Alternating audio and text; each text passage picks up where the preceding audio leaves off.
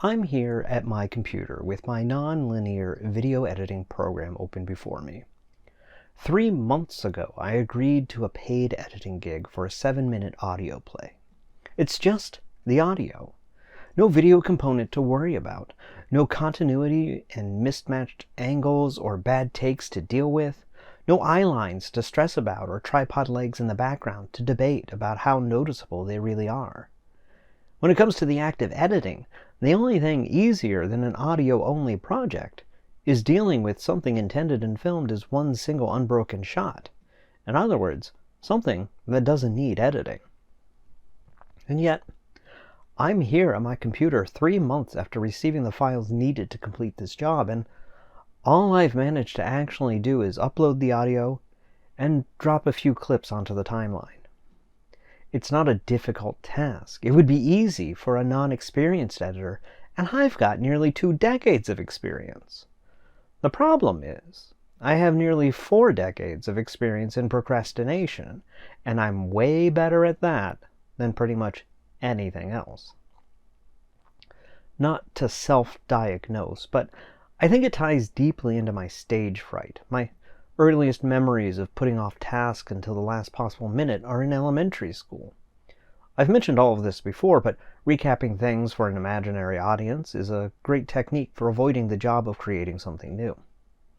I attended a private Christian school through the 6th grade, and in 1st and 2nd grade, one of our weekly assignments, alongside spelling words and multiplication tables, was to memorize a specific Bible verse and then recite it before the class on Friday. It wasn't a surprise assignment. It was literally every week.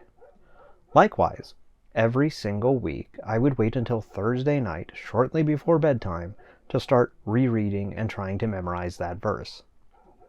Of course, my mom was aware of this weekly assignment and would try to encourage me to start earlier, but I would usually just lie and say that I had. A big part of the procrastinating in this scenario was because I would absolutely dread the public recitation portion and reasoned that if I didn't acknowledge the task, then it would somehow delay the experience. Obviously, it never did. Additionally, I never failed the assignment, so I subconsciously absorbed the lesson that procrastination wasn't a big deal after all. Even once the stakes got a bit higher later in elementary school, I still rarely tackled a big assignment more than a few hours before it was due. There was an occasional exception, such as the first science fair I was required to participate in. For that, I chose a subject that demanded a long-term experiment by testing the effects of different fluids on the growth of lima beans. A science fair subject I thought worked so well that 2 years later, when I had a different teacher, I literally just reused all of my data and even the final report and presented it again.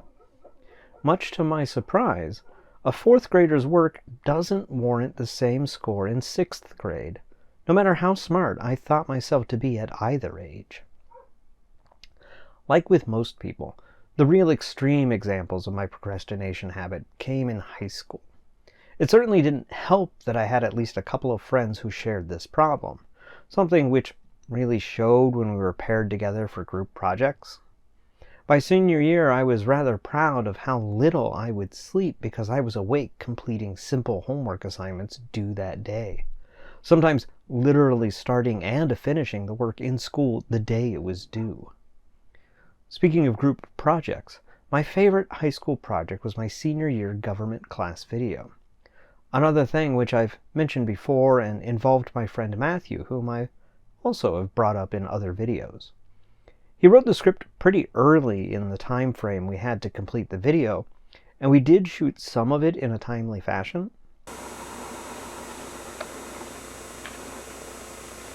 Ooh, a thong! For that video, we were instructed to choose a Supreme Court case and then shoot it in 2 sections. The first was our recreation of the crime, and the second was supposed to be a highlight of the Supreme Court case arguments that it inspired. Filming the crime-related stuff was what we were really interested in, and watching it, it shows that that's where we invested our effort. The portion pertaining to the actual courtroom, we had no ideas for and no interest in doing, so completing that was something we started the evening before it was due. We chose to do it in a style that imitates a silent film because that was way easier than trying to think of something articulate or meaningful to say. It was at least 1 or 2 in the morning before we had all of our footage and Matthew left my house. I then spent the rest of the morning right up until I had to leave for school editing that video. Editing a school project in the year 2000, at least for me, meant taking the camcorder, 2 VCRs, my CD player, a jumble of RCA cables, and attempting to stop and start everything in a somewhat precise manner with very imprecise equipment in order to get everything we wanted in the order it needed to be in on one VHS tape. I finished so close to the time I needed to leave that I didn't even get to rewatch the final version to make sure it all worked. When we presented our 45-minute magnum opus to our teacher and classmates that afternoon, it wasn't just their first time seeing it, it was mine. We technically got an F for that assignment, but our teacher told us that it was such a big part of our grade that if he gave us what we earned, we would be back for a second senior year. However, he liked us and appreciated the creative elements we included, and so only gave us a D-, the lowest he could give us, and still let us pass. Which brings me back to video editing. That assignment was where I really found a love for the role of editor. I just genuinely enjoy the task of taking a variety of disparate elements and combining them in a way that creates something cohesive and original. When I applied to film school that same year, editing was what I listed as my primary field of interest. And as I described in a previous video, even attending film school was something I delayed doing for a couple of years. I did eventually complete that task as well, and I've been freelance editing since 2005. My first paid gig was for a local MMA-style organization that was trying to pitch their material for a series of televised fights. I delivered a final edit later than I had originally been asked to, but still got paid for my full amount, learning nothing. I did eventually get better, though. For about a year, I worked for a local horror host TV series and had to edit scenes and commercials with a relatively quick turnaround. Around the same time, I was an actor and editor for a web series called Suburban Heroes, and thankfully there were plenty of other things which caused delays on each of those episodes, so I looked pretty quick as an editor in comparison. The only projects that I really fell into old habits on were the occasional wedding video I was tasked with editing. I just absolutely hated working on them and could not find the motivation to complete them. Getting paid to do a job can only go so far as a motivating factor when the work is so excruciatingly dull and repetitive.